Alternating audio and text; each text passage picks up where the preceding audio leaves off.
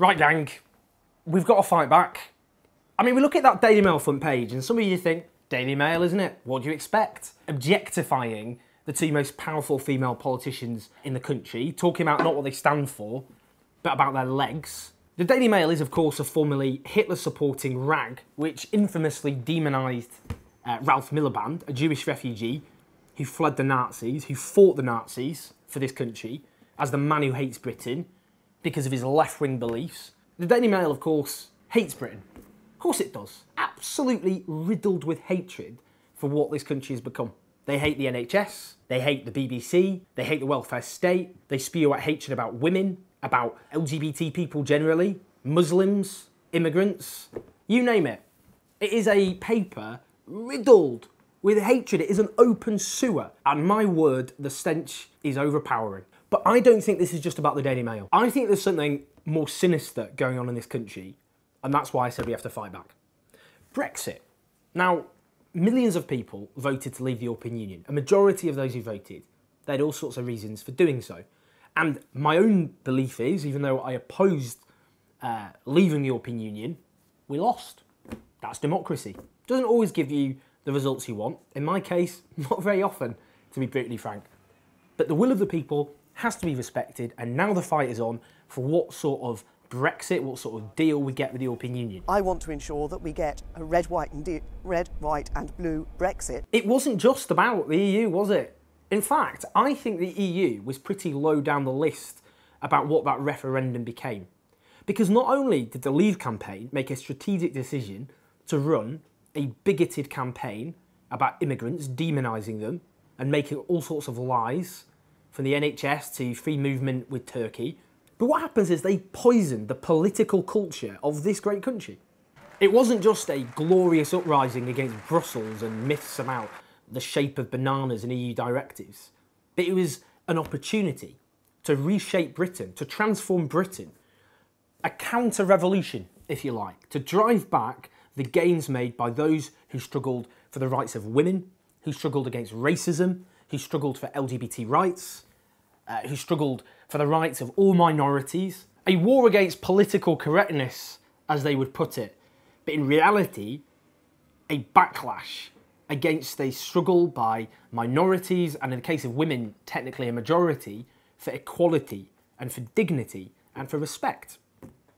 And that's why we end up with headlines which are about the legs of prominent female politicians. But it's worse than that, isn't it? Those judges who ruled for parliamentary sovereignty over the triggering of Article 50, wasn't it all supposed to be about parliamentary sovereignty in theory, the referendum? And they were called enemies of the people. That's what totalitarian regimes do, isn't it?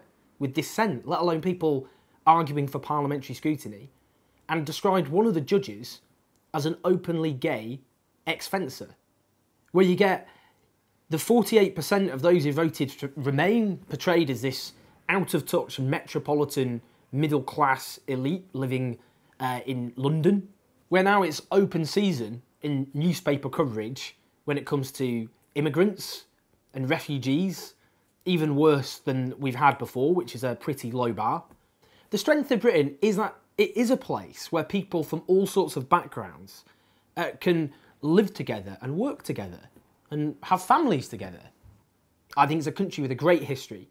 And that history, incidentally, is one where people fought, often against those with authority, with those with power, including the press barons, who have repeatedly fought against anyone who struggled for equality. Those who regard themselves as social conservatives know they've been losing decade after decade after decade, and they resent it. They're angry about it. And they want to fight back. They want to claw back that kind of country which never really existed, where all those minorities and women knew their place. And at the moment, I'm afraid to say, they're winning the war. They are. And unless we stop faffing around and being all timid and, you know, cowering before these people, then they're going to continue to win. And they will reshape the culture of this country, where we become ever more an inward-looking, ever more bigoted backwater. I happen to think this country is better than that. This isn't just about some silly front page. It's about what this country is. It's about what its future is. I think this is a last gasp of those who feel furious about the struggle for equality and the consequences of it. I think the younger generation have not succumbed. The vast majority have attitudes which are far more accepting and inclusive than generations that came before. That generation has to win. It's up to them now. It's up to that generation to win the future of this country. So yeah, mock the Daily Mail front page, do parodies of it, ridicule the Daily Mail and all the rest. But this is symbolic of something a lot wider. What it represents is what is happening to this country. And the question is now, do we win this battle? Do we stand up for equality and dignity and all the rest? Or do we just let them trample all over us? So yeah, that's my little call to arms. Want to see what you think? Leave your comments below the line. Have I taken this too far? Just a front page, Owen. Just the Daily Mail. What do you expect? Or do you think I've got a point? That a counter-revolution now is underway in this country, that the bigots feel emboldened, a minority though they are, an angry and powerful minority backed up by the press barons, including in newspapers like the Daily Mail.